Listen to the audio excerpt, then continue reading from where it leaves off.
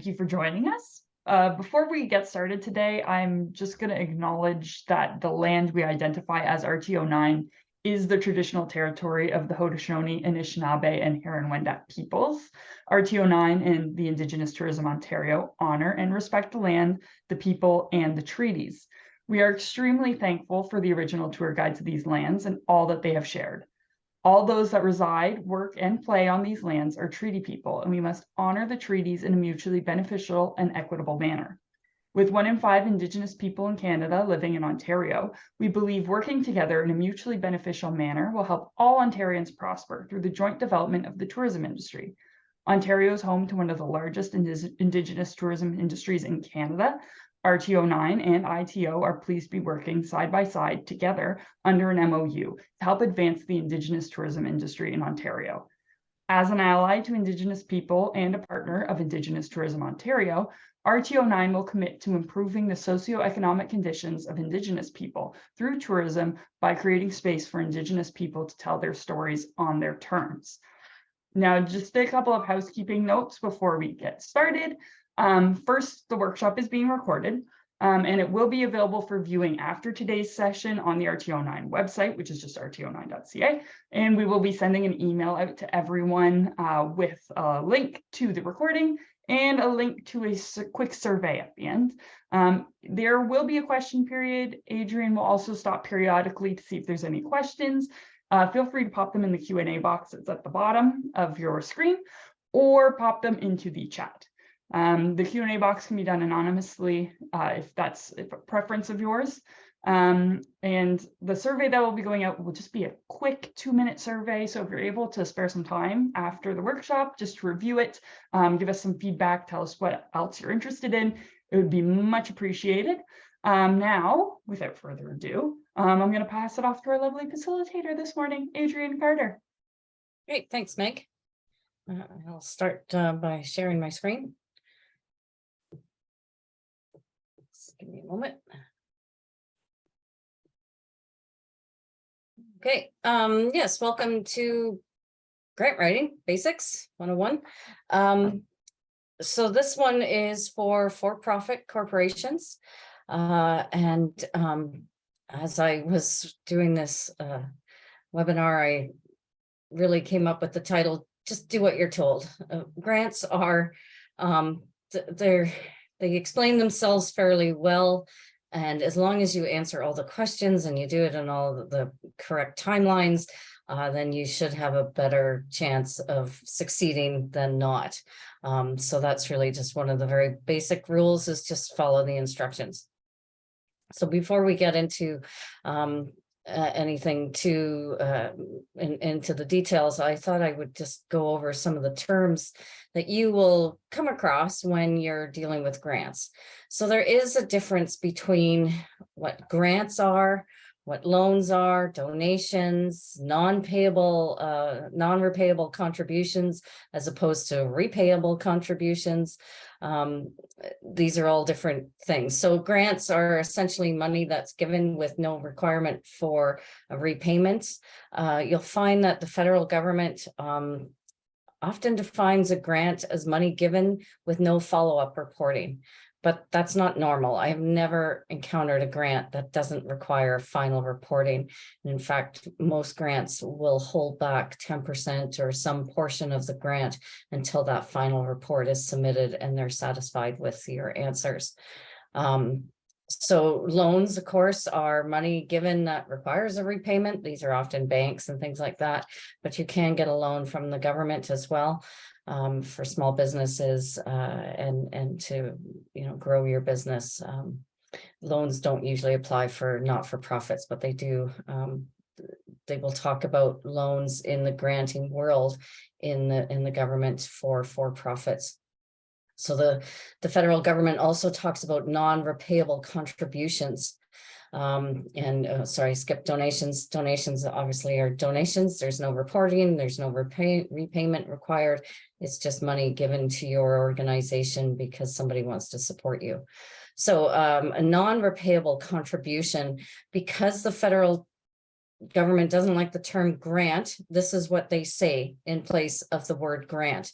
It essentially means that they are giving you cash that does not need to be repaid, but that does require reporting, and not just for final reporting, but some of these grants require progress reports and claim reports, and they're ongoing. So they're always in contact with you while you go through the process of the grant.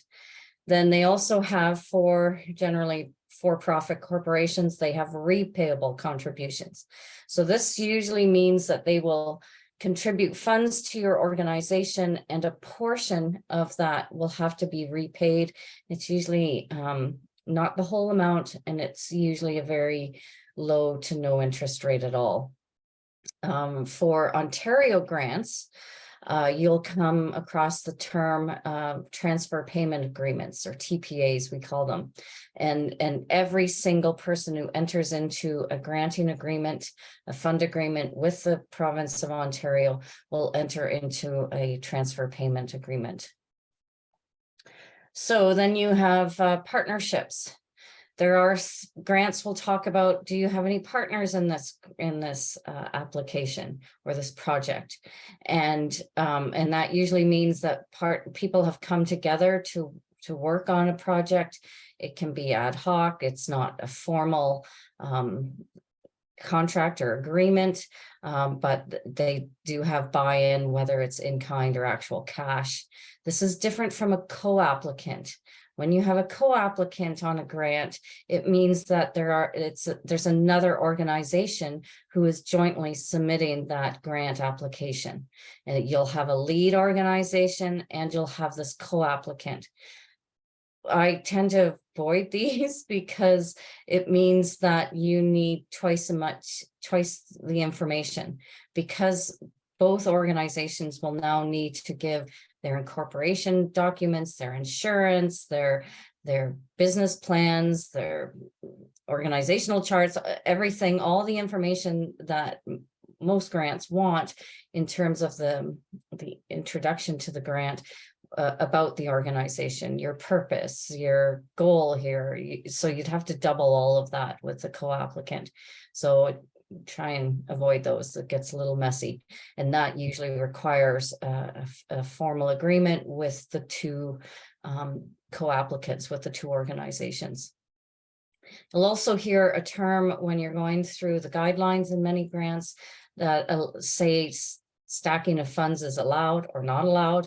What this means is that most government grants require that you put some cash into the game as well, so that if the grant will give you $10,000, you might have to match that with $10,000. Now, if this grant came from the province, you could match that $10,000 with $10,000 from the federal government or the municipal government. And so you could stack it. What you couldn't do is match that $10,000 with another pot of provincial money. So you can't use the same level of government funding. So you can't use the provincial money with provincial money to match each other. That's double dipping, essentially. That's left pocket, right pocket. So you can stack funds. Will always mean that it means that the layers of government are different. So if you have a municipal grant, can be used as the matching funds for a provincial grant, and that can be used for matching funds for a federal grant.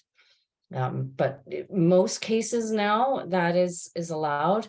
It wasn't for many years, but then the government realized that people who are going after grants actually need cash, and it's very difficult often to come up with that 50% or those matching funds. Sometimes it's not 50%, sometimes it's only 25%, but sometimes it's 75%. So it really depends on what grant you're applying for and what the parameters are for doing the rules of engagement for that grant. So then there's some terms that you will come across in the tourism industry. Well, in most grants will have this as well, a key performance indicator. We call them KPIs. In the RTO world, we call them performance measurements. They are essentially the quantitative measurements to tell us, tell the granting body and yourself whether you were successful in that project or not. So this is different from goals or objectives, which are qualitative targets. Say, I want to improve my website. Okay, so that's your goal. Well, the key performance indicator is I want 5% an increase in traffic to that website because of my improvements. So that 5% is the measurable performance measurement that you would be tracking.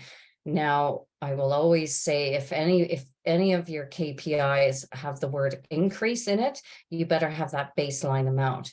So if I say I want a 5% increase to my website, I better know what it was originally before I launched into this project, so I can say whether I actually achieved that 5%.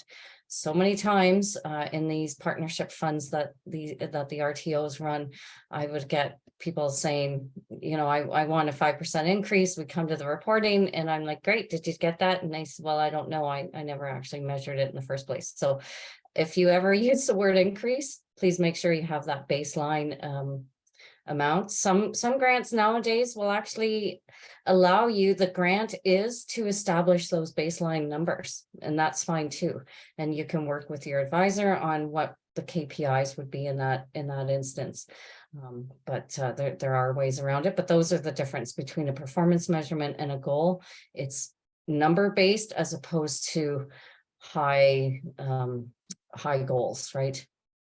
So the other two tourism terms are destination management organizations. These are DMOs, we call them. They're essentially your visitor centers in your municipalities. And so they tend to be operated through the municipal government. Sometimes they are their own independent not-for-profit organization, but often they are a department within the municipality. These are different from the RTOs, or the regional tourism organizations. There's 13 of them in the province. You guys are sitting in number 9. And so the RTO represents a region which has several DMOs in it. And so the idea of creating these RTOs was to pool resources and to put out marketing at a regional level, collective level, so visitors would see all the things that they could do in that area, and they would stay longer and do more, spend more. Most tourism bodies, including these, the RTOs, is we get judged based on hotel stays. And so one of the main goals that you will find in a lot of the Ontario tourism grants are how many people are staying overnight, because for them that indicates a higher spend per trip. And that's the whole idea, is to increase tourism receipts. So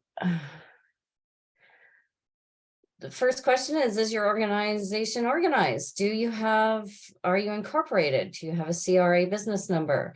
Do you have insurance? Organizational charts?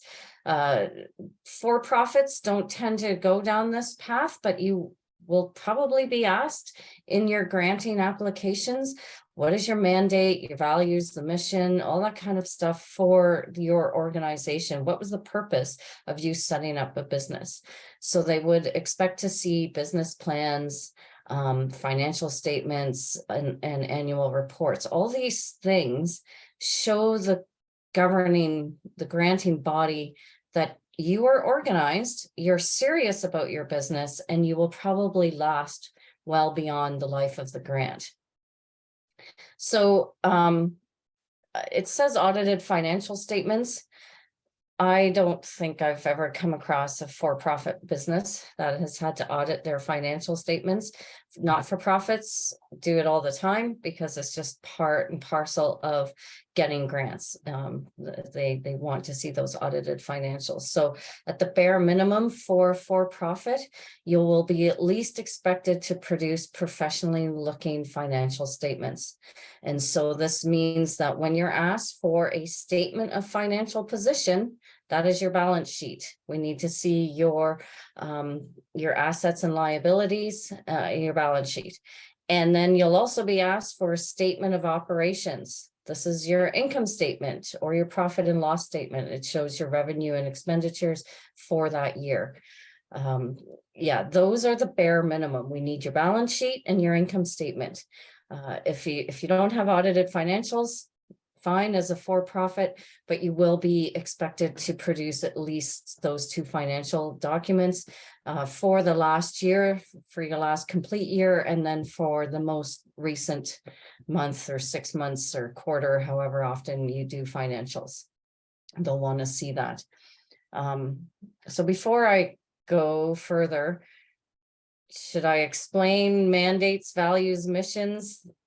Is there questions around any of that? I don't see any in the chat, Adrienne. Okay. All right.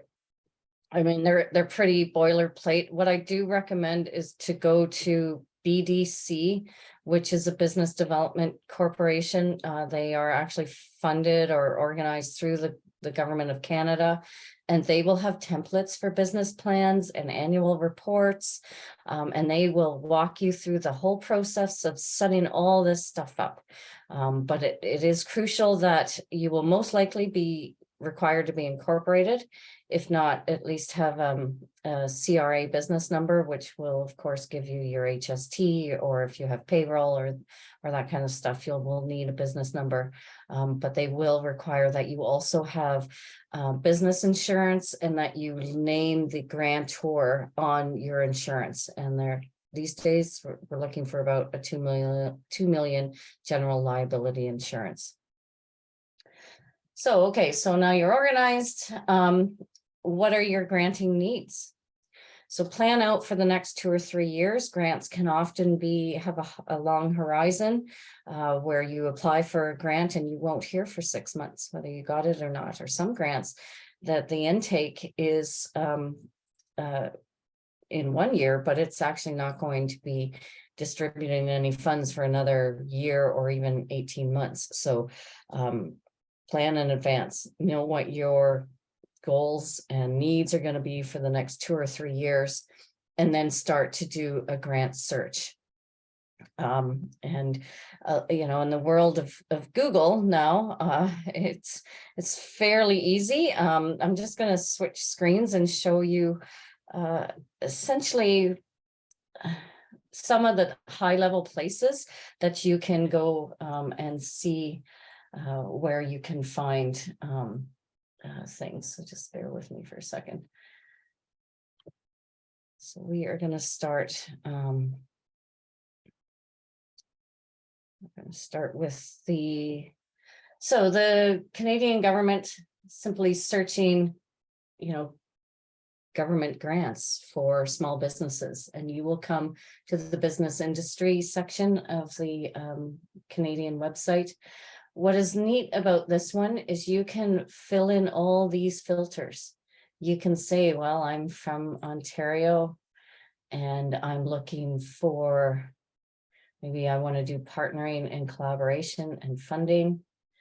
I'm looking for up to $50,000 and I'm going to do some R&D. So take all that out. And then you can pick whatever area it is. So we'll pick tourism. We're going to do some development in there. The industry, well, you know, they have these lovely little boxes that you have to try and fit. So we will do entertainment and recreation and maybe artists and artisans. We are Canadian. Let's say I have 5 employees. My annual revenue is pretty modest. I'm a small business. I am incorporated and I'm a for-profit. And then you apply all these filters and the government will simply say, well, these are what's active these days. And then you can start to look through, right? Does that one fit? You know, they'll tell you whether it's accepting it or not. They'll give you some high level indications of whether you should even bother. And then, yeah, so you can go through this list. This is a nice way of doing this through the Canadian government. The other still on the same, well, actually, this is the Ontario one, business and economy section in their website. They've got all these different ways you can start to go through the process. We flip down to the funding opportunities.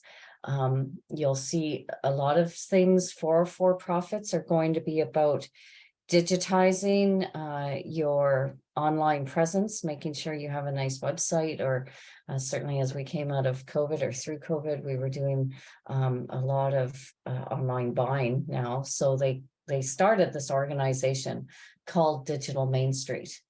And it is essentially there to help the small businessman get from Main Street, your little shop, into online presence. And so whether that's setting up an online shop or having a good social media channel and followers, and or your website is slick and it works and all the things.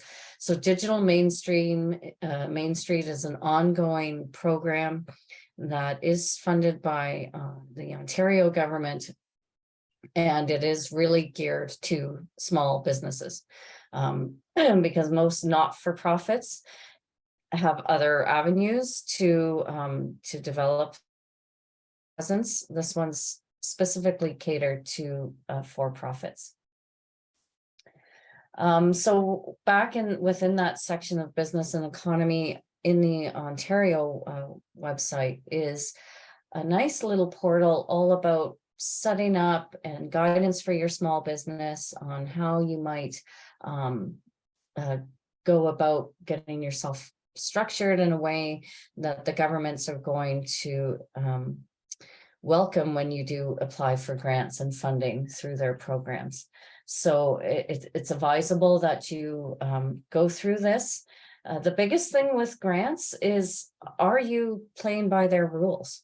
Right? Do you follow what they suggest? Do you participate in the way they want you to? And that will give you a winning answer when it comes time to asking for funds. So I'll do that in a bit. We'll get to that one soon, but I will go back to the presentation. Stand by.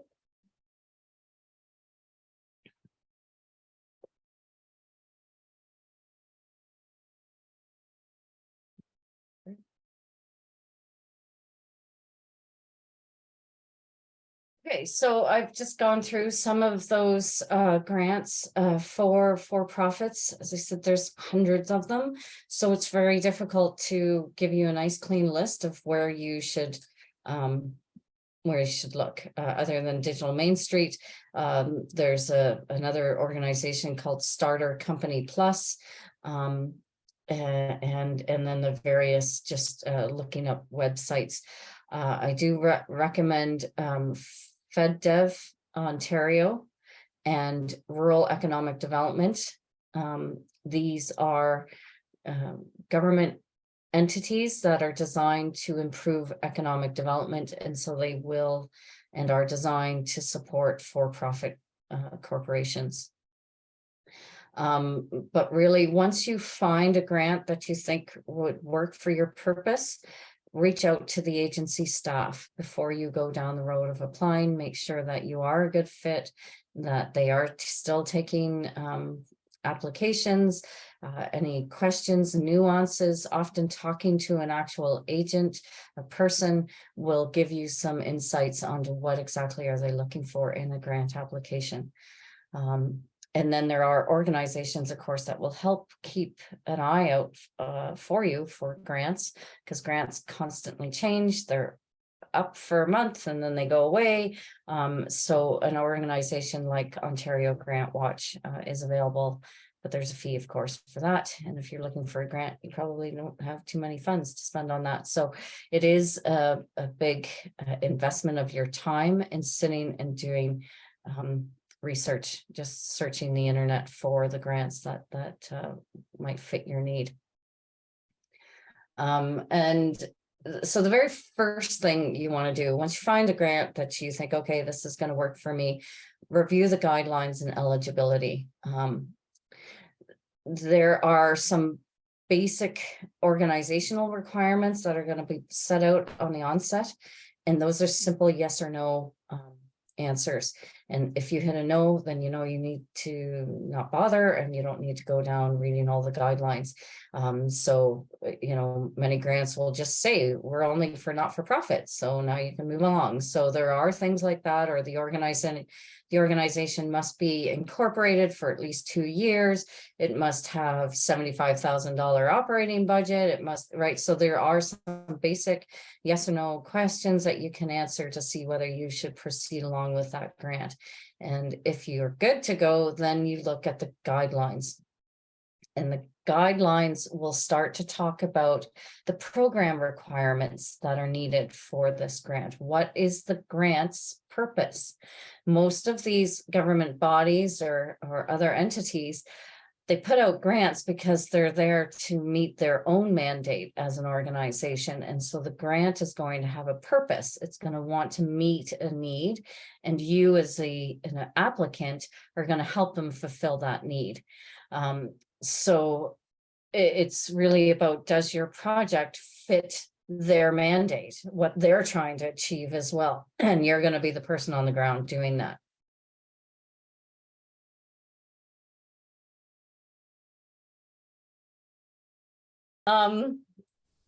Yeah, okay. It's not showing me what I need to know, but let me just try that again.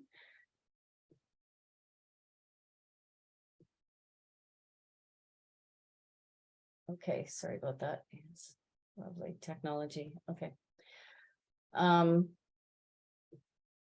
Okay, so the big thing to do then is to make sure you're following the instructions of the grant application.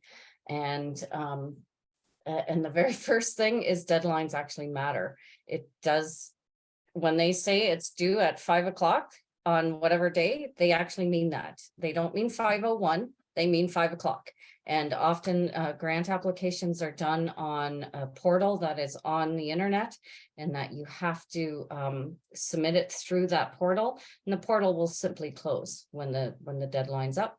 So there is no grace period here. There's no, oh, I forgot or I missed the deadline. So don't wait to the last minute, because you might have technical issues and you need that time to make sure that your application is in properly.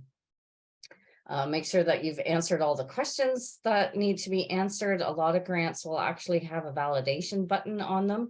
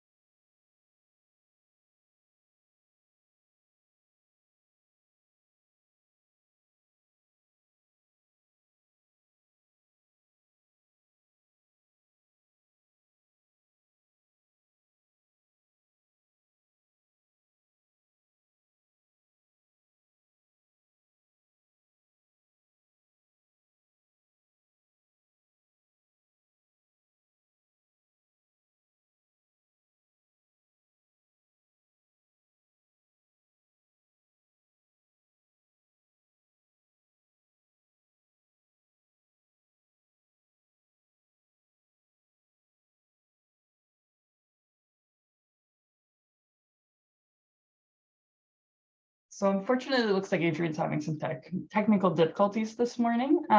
Just for everyone who's watching, there will be a recording that gets sent out of this webinar. And when we send out the recording, we'll edit out the breaks in the presentation just so that it's a smoother watching experience for everyone. Sorry about the technical difficulties. We'll just hang on. Adrienne will probably be right back.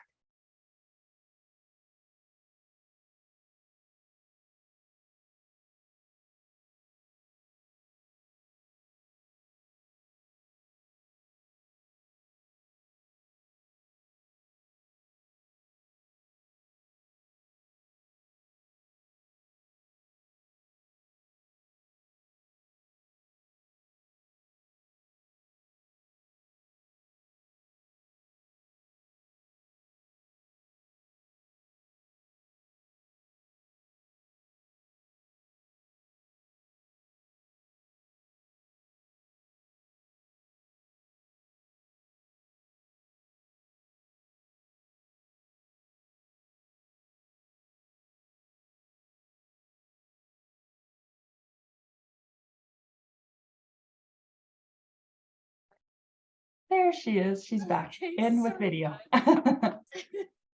This happens again, Meg. I will email you my PowerPoint and I'll go on my phone. Okay, that works. But As a backup, we got it. yeah, because yes, all right. So okay. Internet, it's great. It's great until it's not great. Yeah, considering I'm in Waterloo, which is supposed to be a high-tech community. Yeah. But okay, sorry about this. We will continue. All right, hopefully this works for me this time. Fingers crossed. Yes, here we go. Okay. We'll talk fast. Okay, so you're going to submit all the required documents that you are required to do. And so all those things I spoke about at the beginning, you will need to produce them: incorporation documents, financial statements, and sometimes you'll need other things like letters of support or quotes or things like that. And the most important thing is to submit a balanced budget. Make sure that your budget reflects what you're talking about in the narrative of the project, and that you have the revenue side matching the expenditures. So like I said at the beginning, you might have to match the dollars, or you're going to stack the dollars from various other entities that are going to come up with, say, the $20,000 that you need for your project. You're going to get 10 from the grant you're applying for, and you're supplying 5, and another grant is supplying 5. But you have to make sure that your budget is balanced, that the revenue matches the expenditures, and the expenditures make sense to what you're applying for. This is the most common error, and it's what usually gets people kicked out for silly things, because it's something that you could have easily made sure is correct. So when they say it is suggested or recommended that you include certain information or supporting documents, this is not a suggestion. It is what is going to get you into the review pile. If you put in all those suggestions and the recommended add-ons or whatever, that is going to take you from the very large pile that they get to, I'm going to actually look at this grant because it has followed the instructions very carefully. It has given me all the information we have asked for, and it has answered all the questions, and the budget looks like it's balanced. So now I'm going to bother to actually review it, and does that project fit our mandate as the grantor? Now you've made it to the next step. You've made it to the review process, which is a huge win in some cases. Now we get into the meat and potatoes of it. How do you actually go about writing grant answers? So you need to create your elevator pitch. You need to be able to sell your passion and the need for the project in a very succinct way, because you'll often get a limit character count or word count or space count on how much you can say about this project. And often you're expected to give your life story in 1,000 characters. So every word, every space counts. Sometimes I don't even put a period at the end of the sentence because that goes over the limit. So you want to stay very focused on the questions. What you will find is that in the series of questions, it seems like they're asking you the same thing over and over again, but there's not. There's nuances in each question. They want you to focus on something slightly different. And so read the questions very carefully. Always refer back to the grant priorities when you're answering these questions, and highlight whatever they've highlighted in that particular question. That's what you should stay focused on, even though it might feel like you're answering the same question over and over again. And sometimes they just want to see how well do you know your information, what your passion behind this project. Yeah, so and know your grantor. If you're going for a municipal grant, talk about the municipal benefits. If you're going for a provincial grant, talk about the provincial or regional impacts and benefits of why they should support your efforts. And get to the point, stay within the character count. One of the tricks is to copy the questions from the granting form, whether it's online or a fillable PDF, and put them in a Word document and wordsmith. Answer your question without worrying about the length of it. Just get it out there, get your passion out on the piece of paper, and then start to refine that answer so it fits within the character counts. Because if you try and actually type within the granting platform, once you've reached that limit of character count, you can't add to it. It just simply won't let you. And so you can't wordsmith, you can't like extend the sentence and then take it back. And so it's much better to just do this in a Word document and then cut and paste in the application. And then if, the system again blows up, you've got a Word document as a backup for those answers that you've spent hours trying to wordsmith into that character count limit. And so these are the kind of supporting documents that they're going to want. Letters of support are often required, whether it's from your municipality or your DMO or your mayor's office, whatever it is, or other partners, other people in your industry who say, yes, we really want to have this business do this thing because it's going to help us as well. They might also ask you for actual quotes for any large budget items that you have identified in your grant. And if you are talking about partners, not co-applicants, but partners who are going to help you with this project, then they'll want to see those commitment letters from those partners. So now this gets to the regional tourism impact assessment.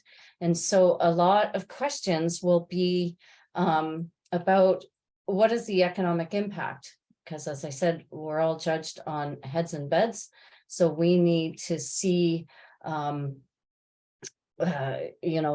can you prove that my event, my thing is going to bring in those people and have that economic impact. So I'm just going to run you through. This is a little model formula that the Ministry of Tourism has done from Ontario, and they use it. It's called TREM, and so you go to their website and as you see, you click on, I'm going to use the TREM model, and I accept their terms, of course. And I don't know. The only thing I know is, or what I want to find out is their visitor spending, because that's the answer I need to get for my grant application. What is the economic impact of this event I want to run or this experience I want to develop? But the only thing I know is how many visitors might come and attend this. So the best thing to do with this form is to actually use the travel regions, because it tells the granting body, certainly for Ontario, that you are working within the RTO structures that they built. So they want you to be able to say, yes, I understand what an RTO is, and I'm happy to partner with them and work within those boundary outlines. So we're going to use RTO 9. We're going to call it, well, I'll just call it WFest. Why not? I know that's going to take place in this year. And I do want to know about the household spending, but I don't expect any business investment out of this, unless maybe you do, but we'll say no for this point, because this is really about tourism and it's not going to impact property tax. So, this part, this screen, and even with like a lot of the provincial grants will actually ask you to outline your goals, these numbers, in the same format. So if you're familiar with the TREM, then seeing this on the grant application will be okay. So when they talk about number of visitors from Ontario, they are meaning just their term for visitors is anybody who's coming to your space from beyond 40 kilometers. So not your neighbor, not your community, but visitors. So people from beyond 40 kilometers. So we're going to say, let's say we expect 10,000 people from Ontario to come to our event. We think that 80% of them are going to stay just for the day. They're day trippers. but that means 20% of them are going to stay overnight. And we think they'll probably just on average stay one night. Now we're going to do that for the rest of Canada. We're going to say, oh, maybe we'll get 1,000 from Canada. But because they're coming from so far away, I'm going to say that, none of them are actually just staying for one day. They're all here to stay overnight. And again, probably just one day. And then same for the States. We'll do that. And then no overseas. Let's do it that way. So you have 11,500 visitors. This does not, you might have 20,000 people to your event, but the rest of them are actually from the community. So they're not part of this calculation. And yeah, you just have to wait. They take a second to, running my internet's still good.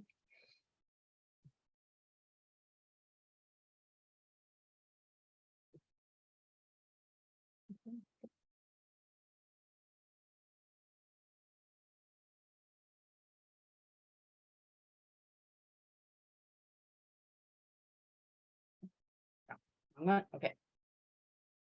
So they give you this report and it looks all fancy and it tells you the numbers you plugged in. This is the number you're looking for. So I can say that my little event that's going to bring in 11,000 visitors is going to generate over $9,500,000 in economic impact.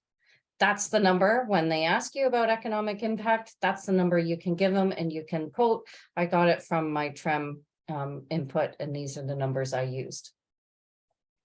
So if you use that, it certainly shows the government that you are participating in the organizations that in the resource materials that they have developed themselves, and that's going to make them very happy. And then you're more likely to get that funding.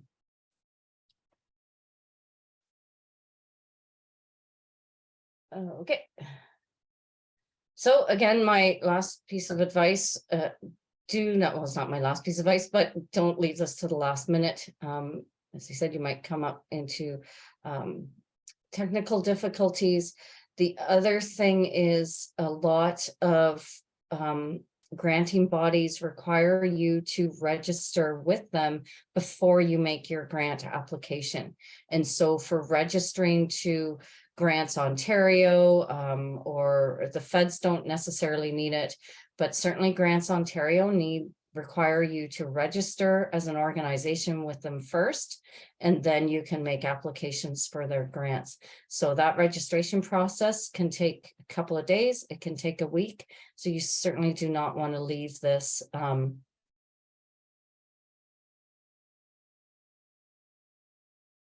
okay, so I am on my phone.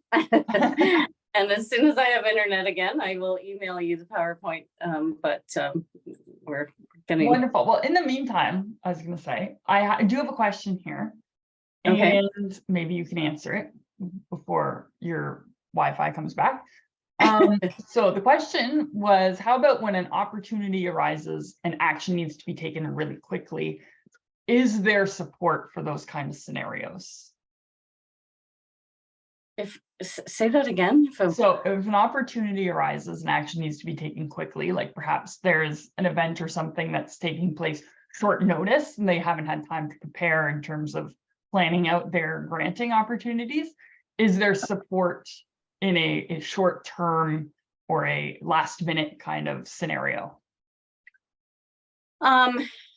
Yeah, I mean, you can always submit a grant. You have to follow their timeline. So if the timeline works and a project has popped up for you and you want to make an application, you can. It's what doesn't work with that is that the granting body will often take 6 months to answer your grant. So there is a problem with the Government of Ontario's Reconnect grant. They put out the grant in April, They won't give you an answer till June. It must fall within the fiscal year you're already in. So that's April 1st to March 31st the following year. So if you have a spring grant that you want, or you have if you have a spring event that you want funded, you can go ahead and do that event and hope that you're going to get the money that will replace what you've already spent out, which you can do that. But it makes it very difficult. I think you might have better luck in municipalities if you're trying to do a short-term grant or one without a very long lead time. Their applications tend to be shorter than provincial or federal. Federal can take a very long time. My rule of thumb is that the provincial grants are very difficult to go through, but they give you a faster answer, where the federal grants are easy to write, but they have a longer lead time in when they're going to answer. So yeah, it's not advisable. It can be done if the timing is right. If what you know is short term and the timing fits the grant, there's nothing to stop you from making that application. But there is going to be a big leap of faith that you might have to proceed with your project without knowing whether you're going to get funds. And they will allow you to, the province will allow you to spend money within that fiscal year.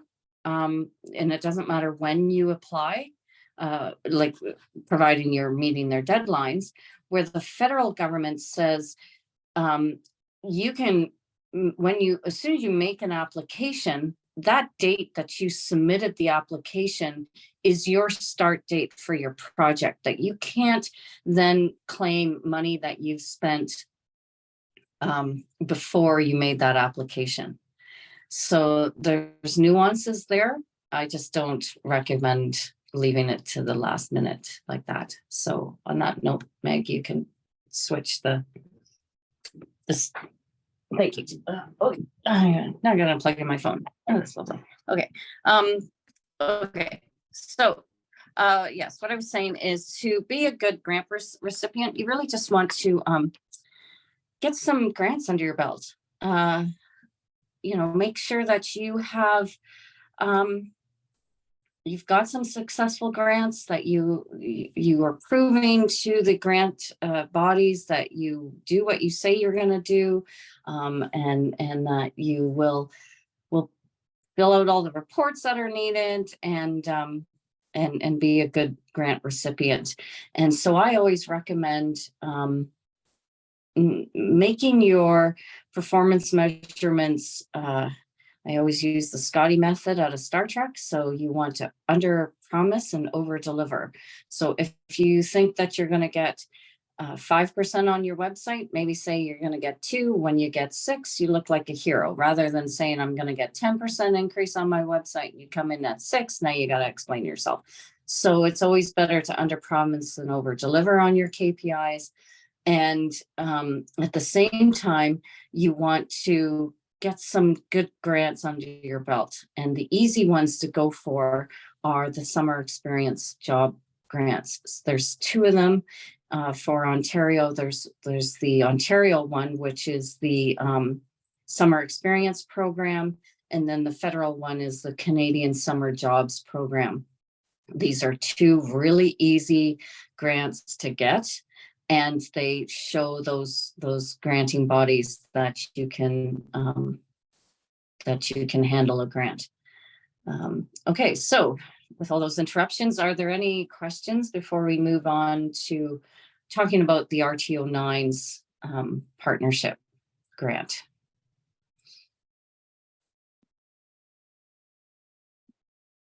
No questions? Yeah, Okay. I don't see any, but we can always loop back if anyone has some. Just feel free to pop them in the chat. Okay. So Meg, if you want to go to the next slide, please. Okay, so RTO9, like all RTOs, has what we call a partnership fund. This is essentially a separate funding that comes from the Ministry of Tourism, Culture and Sport, and it is designed to help, like this says, help operators grow their tourism businesses. This money is matching dollars.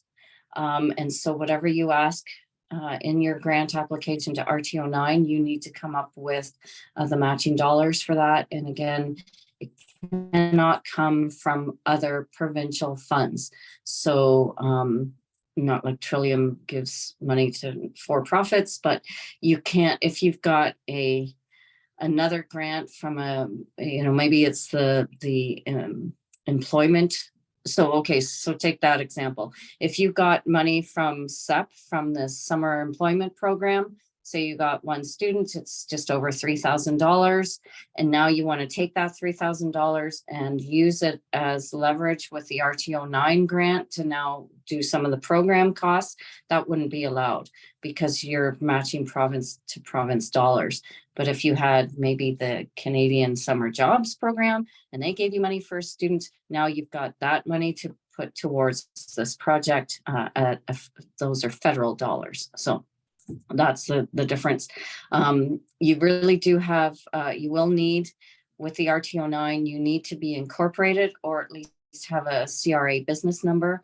Of course, Indigenous businesses don't need that, but they do need to show their band council status, their Indian card, and what is defined.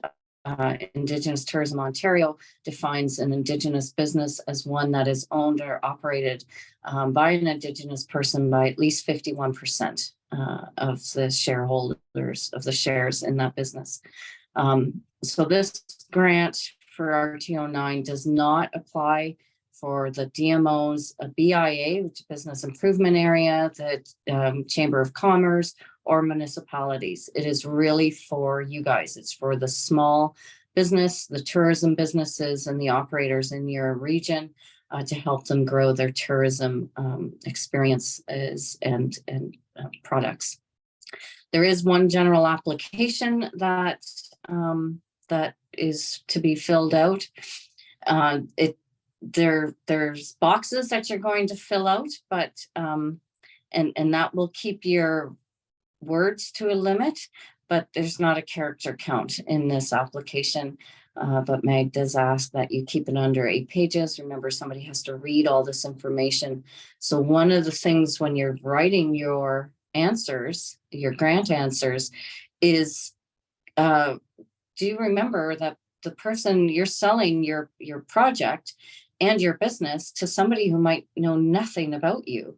And so you really might have to keep it very clear on what you're doing and why they should care. So keep it, don't use a lot of jargon, a lot of industry speak. Make sure that it's anybody could read it and understand it. So we're here today because the RTO9's next intake for their partnership fund starts on July 3rd. Goes to the 21st, and those are for activities that are in the fall until the middle of February. And if you want to move to the next slide, please, Meg. So like I said, they're matching dollars. And this, as a partnership fund, this is not a grant. RTO9 won't be giving you money. You'll actually be giving RTO money. It matches it, and it then pays all the bills directly for that project. So let's say you make an application to the partnership fund for a project that's going to cost $20,000. You're going to contribute 10 to RTO9. It's going to match those dollars from its partnership fund. You now have $20,000 in that project's allocation.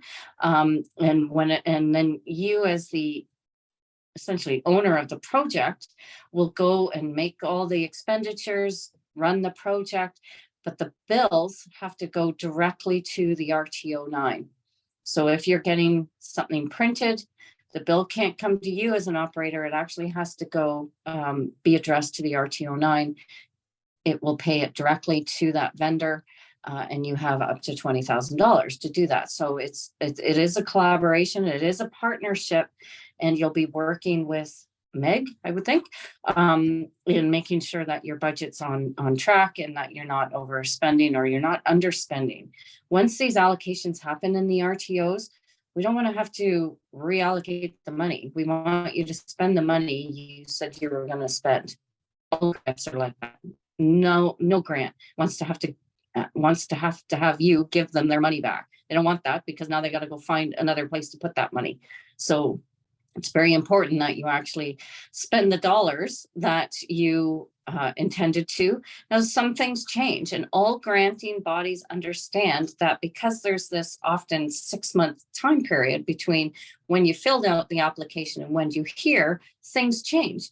All you have to do is talk to your advisor and say, look, I can't do this element of the project. I want to do this thing instead. You have that discussion more times than not. That's fine. Go ahead, make that adjustment, but be upfront about it. Don't surprise them in the final report that, oh, I decided to do this thing instead. You've got to make sure that you're being very forthright with the grantor and very transparent. So RTO 9 has 3 very clear funding priorities this year. They are looking to support new events. So not something that you're trying to revamp or reintroduce or elevate or change or grow, but a new event.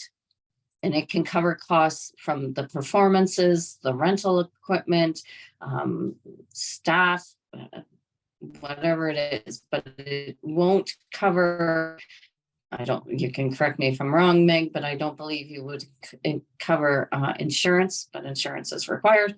And we can't pay operational costs. So your rent and things like that. But so it's really for the actual program elements needed for this new event. And then the next one is the Indigenous tourism product development. We're all really eager and there to support Indigenous businesses who want to develop tourism products. And all I'm going to say is if you go down that road and you are not an Indigenous business, then you make sure that you have a very strong partnership with Indigenous people who are going to help you deliver that product. As Kevin says up in Indigenous Tourism Ontario, do nothing about them without them. So you can't put on an Indigenous product if you're not Indigenous. That's just not going to work. So it's a great partnership if you can do that. Other than that, as an Indigenous business, you've got a great opportunity here to tap into the RTO 9 Partnership Fund to get some product development done because it is one of their focuses this year. The other focus is the guided experiences and trails development. This can be wayfinding efforts. So whether it's on the ground signage, mapping, even training staff or guides or developing an app that will lead visitors through the trail and the experience, and that all qualifies. And the next slide, please, Meg. So there are, RTO 9 has produced an information sheet. They've produced guidelines and they've got the application. And so it's really easy. There's 9 steps to apply. The first step is to become engaged with RTO 9, and start to participate in what they're doing. But you follow those 9 steps and then make your application. So what they're really looking for is to make sure that you have what they call SMART performance measurements. These are, and by using the SMART method, it really helps you refine your performance measurements, those quantitative numbered measurements. So they need to be specific, they need to be measurable, right? Can you measure it? Attainable, you want to be realistic, so you want that Scotty method. And it needs to be relevant to what your project is, of course, and it has to be timely. SMART measurements are always time bound, right? It's you're going to say by this date, I'm going to do this thing. And so if you follow that model when crafting your performance measurements, that will steer you in the right direction. You might also have, it's always good to start with your goals or your objectives, your big qualitative, I'm doing this project because of this thing. And now the performance measurements, these smart ones, are going to help you measure whether you succeeded or not. So then you need to outline their timeline and any other collaborators or partners that you have involved in this project, and then of course the budget, and that's all part of the form that RTO9 has for you. They've got basic business information at the beginning of the form, and then you're going to be asked to do a project description with its objectives, so the goals, the qualitative goals, and then your performance measurements. And then of course they want to know your economic impact, so there you plug in the TREM and the communications plan. Because we are tourism, a big part of what we do is marketing, and so part of your application to RTO9 will be, how are you going to market your product, and how are you going to recognize not only RTO9 but the government of Ontario, because the RTO9 gets its funding from Ontario. We always need to recognize both entities when having partnership fund projects go out the door. So yeah, and it's really about making sure that your marketing plan, you might be very focused on your marketing plan in terms of very community reach. And then that's where you can work with the RTO9 to help expand that reach to a more of a tourism office audience. Then you work with your DMO. One of the very first requirements of this partnership fund is you have that letter of support from your DMO. And so by doing that, they know what you're working on, and they can also help you with your marketing efforts in the end to make this project a success. So Meg, the last slide is just if anybody wants to contact me, and we can open it up to some questions. We're a bit early. Yeah, I was going to say we are a little bit early, but if people want to throw some questions into the Q&A box at the bottom or the chat there, I have both monitoring on the side. And here's Adrienne's contact information if you have any specific grant questions that you want to ask her. And I also sent in the chat just a link to the partnership fund page on the RTO9 website. I believe my contact information is on there, as well as you would have all gotten a copy of my contact information for this webinar. If you go and you look at the partnership fund information and you have questions, please feel free to reach out, call, or email. Happy to help if you want to ask what your eligibility is like, if your project would work. But yeah, please feel free to send them all along. Otherwise, the application period opens July 3rd. And it closes July 21st. So make sure that if you do have any questions, send them along anytime in the next couple of weeks. Feel free.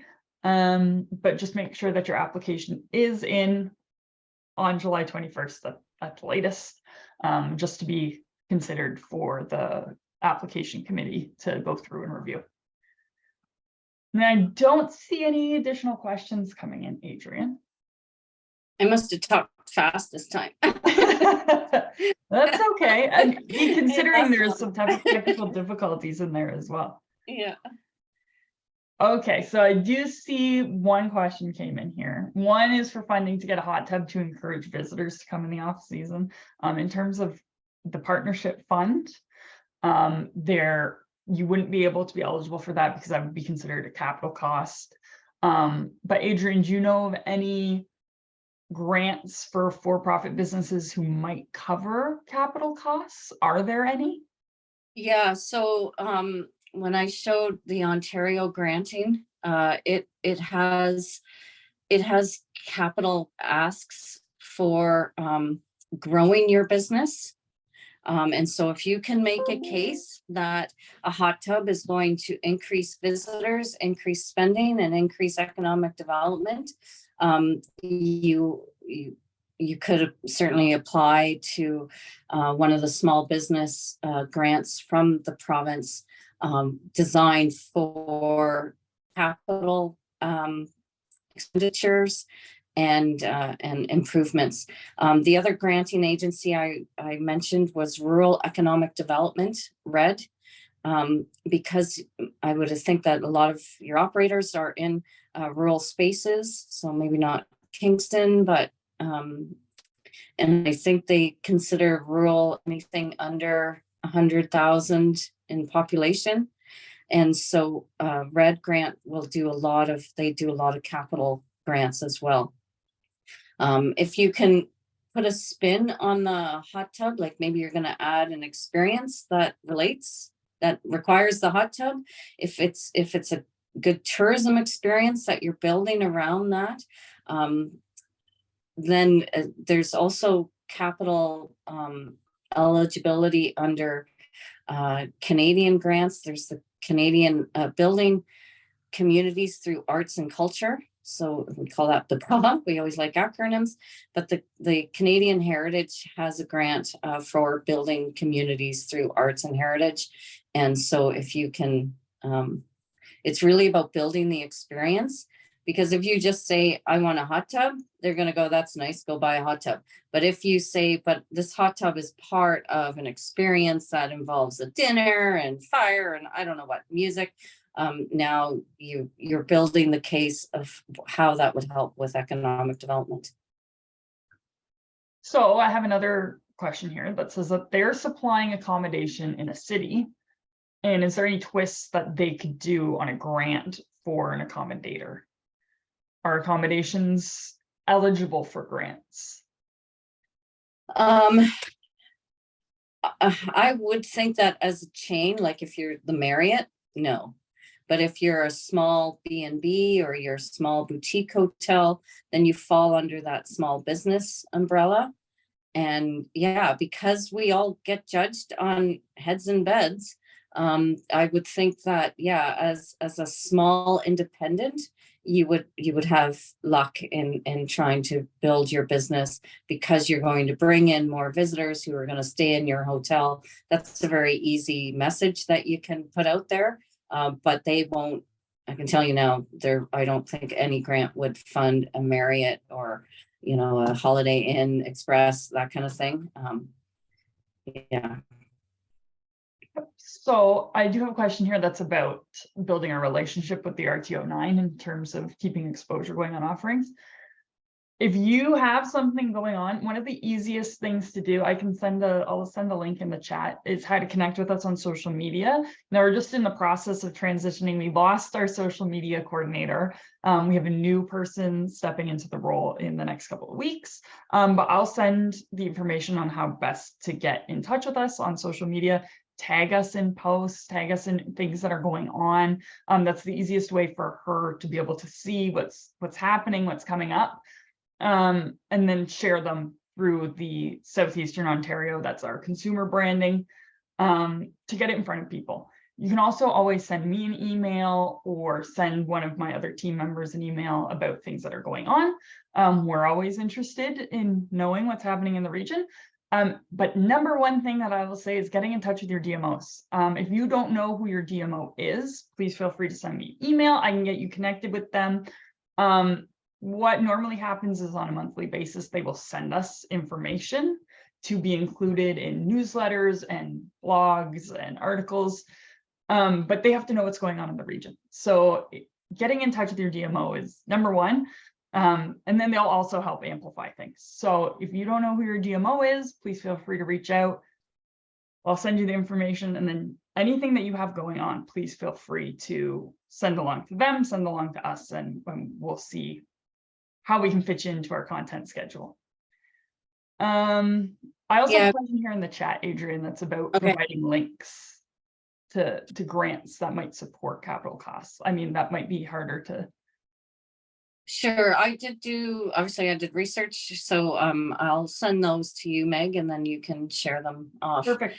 Um, in what you were saying, Meg, Destination Ontario will take, if you're a big attraction in the area or you have a big event coming up, and you want some free advertising, make sure you participate in all these programs.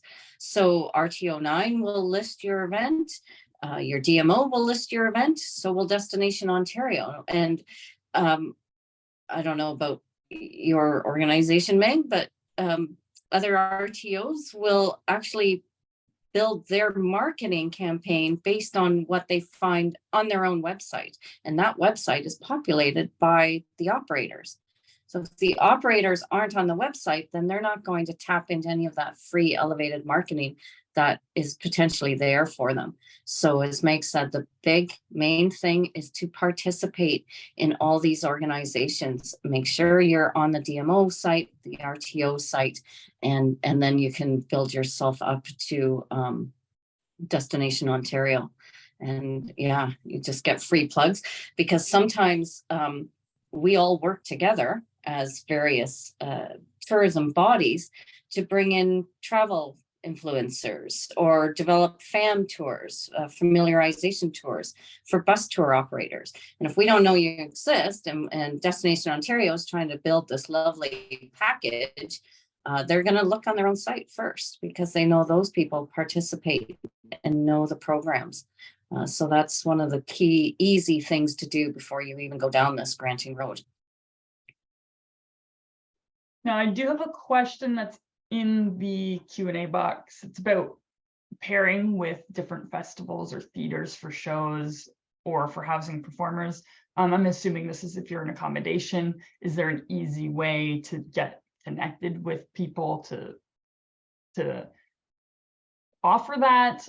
Maybe is there grants available to help supplement the costs? I know an example for Gananoque, there's the Thousand Islands Playhouse, and they will often have their actors housed in the area, and they have a small amount that they're able to pay as a monthly fee to keep them in these accommodations, because sometimes it's a rental house, sometimes it's hotel rooms.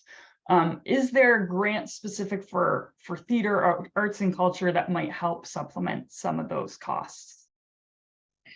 Maybe not in that format, but there's a lot of wage subsidy grants out there that you could probably get a grant to help bolster their wage to cover the costs of those accommodation needs. So rather than paying for their hotel room, you just up their wage, and the grant will help do that. The Employment Ontario, even the federal government has a lot of, they want to build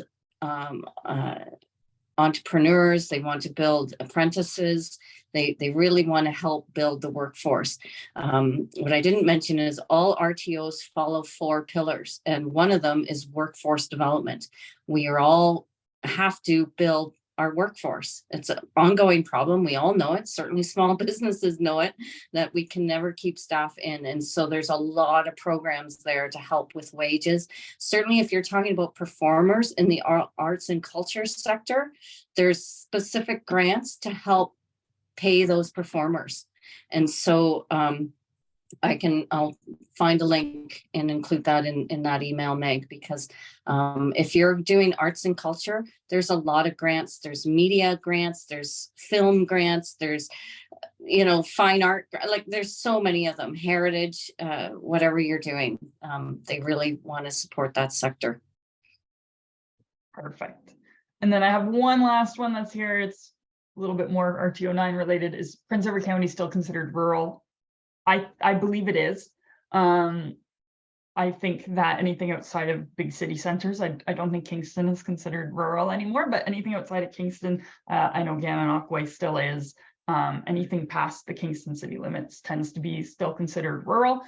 And I think it's because there's a lot of rural experiences still offered in Prince Edward County. It's not a big built up city. It doesn't have a certain population per square kilometer. So I believe that Prince Edward County is still considered rural. I believe we consider it rural because there's lots of farm experiences going out and seeing ostriches and going out and enjoying some wine that's grown on a vineyard. So Prince Edward County is, I believe, is still considered a rural area. I would think so. A lot of these, when they say rural, they're really trying to force their own government, their own granting agency to look outside of Toronto. Because what you find, certainly with the Ontario Arts Council, is they're heavily invested in on Toronto events, and then that leaves very little for the rest of the province. So often these grantors are sitting in downtown Toronto. So when they think rural, they think Mississauga, which isn't rural, but that it's a mindset for them as well. I mean, they'll have these lovely formulas that you can plug into to see whether you actually qualify as rural or not, and it is based on capacity, population. Yeah, if you're outside of Toronto, you're probably rural in their opinion. So, yeah, which works out for a lot of grants, because I know in city centers it can be very competitive for grant money, especially Toronto. And I know a lot of the big events tend to happen in the bigger city centers. So even if you're looking to Celebrate Ontario, or what's it called, not Reconnect Ontario, or no, it is Experience Ontario now. Experience Ontario now. So it's got a new name. Yeah. But this is the problem with Experience Ontario. Do not plan a spring event. Because you really have to go out on a wing and a prayer that you're going to get the money, and you won't find out until probably your event is already over. So how you do any brand recognition of the grantor, I don't know how that works. It really doesn't. It's really after the fact in that point. It is something I'd love to have a conversation with Ministry of Tourism, because we have such a short tourism season.